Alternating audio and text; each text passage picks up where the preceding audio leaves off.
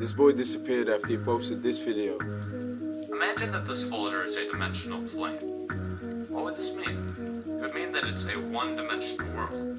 So if, hypothetically, an organism was living inside of it, it would only be able to move in a linear path forward and backwards in a straight line. Now, if we go to the second dimension, we have two dimensions. We have width and we have length.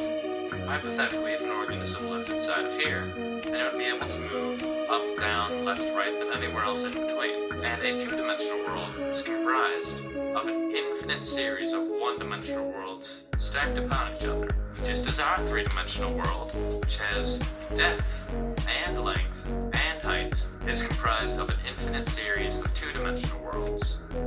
So, now that I have stacked many folders upon each other, we have three dimensions. We have depth, we have length, and we have width. Now what happens if you keep going on from here on out? We would have a four-dimensional world, but what exactly is a fourth dimension? In order to understand this, we need to understand how dimensions are perceived. We live in the three-dimensional world, but despite that, we actually view things to be two-dimensionally. Take a perfect sphere, for example. If you're looking at a sphere, it looks just like a regular two-dimensional circle.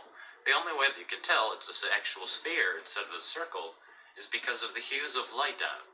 So just like in a two-dimensional world, if a organism in the two-dimensional world was looking upon a circle, the light would make it appear to be lighter at one end and darker in the middle. Also, if an object is moving closer and farther away from you, you don't actually perceive that it's getting closer and farther away. You see that it's getting smaller or larger, and then you assume that it's getting either farther away or closer. But let's say that an object was to grow in perfect equilibrium, so that it was growing at the same speed that it was shrinking as you move it farther away. Then you would not be able to tell, without any lights or if there were details on the object, that it's moving or growing at all. You may have assumed that since we perceive things to be in two dimensions, that a two-dimensional organism would see in one dimension. So, as we're watching this rubber band expand as it moves farther away from this little organism in the two-dimensional world, it does not actually perceive anything is happening to it because it's growing at the same speed that it's moving farther away. But since we can actually see it from the three-dimensional world and perceive things to be in two dimensions, we can see things for how they actually are. The reason that the two-dimensional organism doesn't see things the way they really are is because the two-dimensional organism sees things in one dimension, just how we, three-dimensional creatures, see things in two dimensions. So in a way, we don't really see our world the way it truly is. A four-dimensional creature, however, seeing our three-dimensional world in three dimensions, would be able to see through things. Would be able to see absolutely everything, just as we could see if there was several organisms spread along a 2D environment on your floor. You would be able to see inside houses. You would be able to see inside of people. If a two-dimensional world, a flat surface, is just made of an infinite amount of lines, then the 3D world is just made out of an infinite amount of planes. So the 4D world, logically, is made out of an infinite amount of 3D objects. Though they're not just put together like you would like building blocks. That's not how the 4D world is. That would just be 3D again.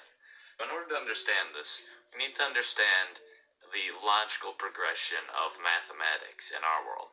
Imagine that this connects piece represents the first dimension. It's simply a straight line, which is basically what the first dimension looks like. And if you add three more of these straight lines and connect them so that adjacent sides are perpendicular and opposite sides are parallel, then you have the basic shape of the second dimension. You have a square. Now if you keep going from here and you add it so that there's a total of 4 squares and all adjacent sides are perpendicular and all opposite sides are parallel, then you end up with, obviously, a cube. Oh, if you tried to keep going from here, then you would have a 4-dimensional basic shape. You would have what's called a tesseract. Now, I cannot show you a tesseract, but you need to understand that it's basically 4 cubes that are within each other that have all adjacent sides perpendicular and all opposite sides parallel. Yet there are four lines connecting to each vertex. So a tesseract would look somewhat like this picture. Now that's not exactly what it looks like, because this is a two-dimensional depiction, and obviously not all of the lines are straight.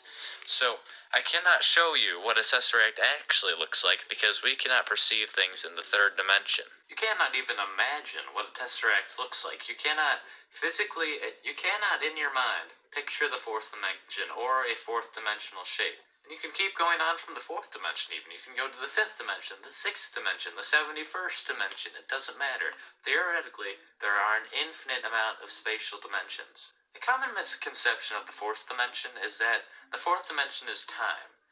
Now, while some argue that by going forward and backwards in time, if you move forward the same distance and backwards the same, then you would end up in the same place you started, just like in the fourth dimension.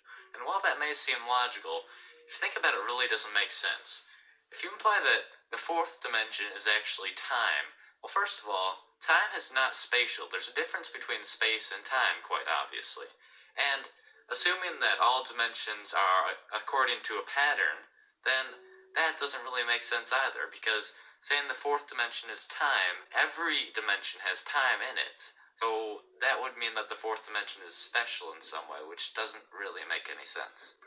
Another reason this doesn't make sense is that we very, very, very slightly travel through time whenever we move due to the distance that light takes to get to our body.